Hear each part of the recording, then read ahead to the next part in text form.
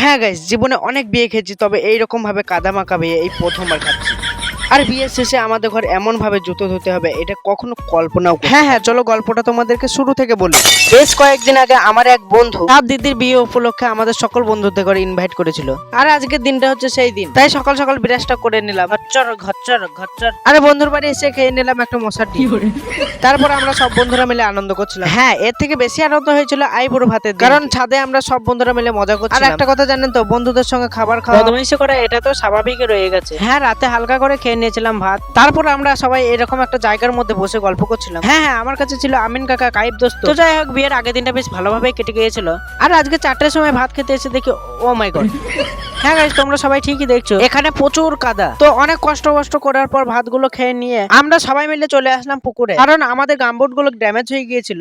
তো তাদেরকে একটু গোসল দিতে হবে আর কি।